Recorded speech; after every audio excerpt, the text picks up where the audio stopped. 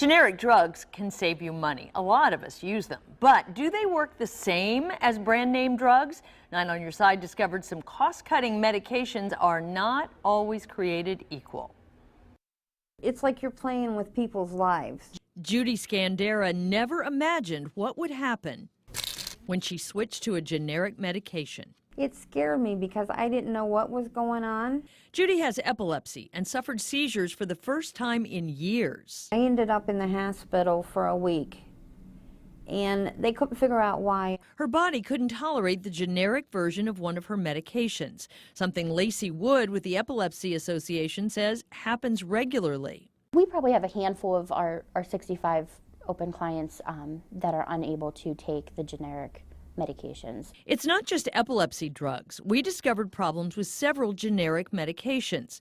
The FDA requires generics use the same active ingredient as name brands, but they can use different inactive ingredients like fillers and binders, and those can change how the drug is released into your system. It's more than a little anxiety provoking when you write a prescription and you don't know what your patient's going to get. The FDA began investigating the effectiveness of generic versions of the heart drug Toprol XL after Cleveland Clinic cardiologist Harry Lever sounded the alarm. What I started to notice with the generic version of the drug was that the heart rate and blood pressure were not as well controlled, and the patients were having more symptoms of chest pain and shortness of breath. Just about everything in the psychiatric realm that's gone generic since 2006, we've had significant problems with. Psychiatrist Russ Johnson has been tracking issues with generics for 8 years. It can have tragic consequences all of a sudden if you've got something that's a life-saving medication that isn't working. Commonly diagnosed health issues like depression, insomnia, and high blood pressure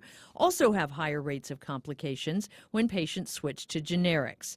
Many reporting headaches, nausea, even seizures. Most reporting it stopped working. Very often they'll think, okay, I need a new medication or I need the dosage adjusted.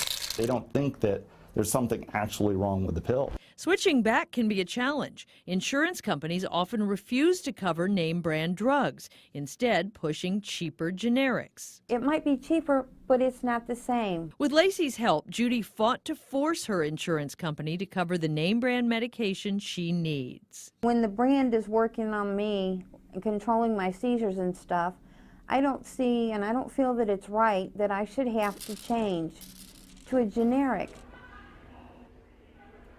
The FDA says that consumers can be assured generic drugs have met the same rigid standards as name brands, but at times they say something unexpected is discovered about how a product works in the body after the drug is approved.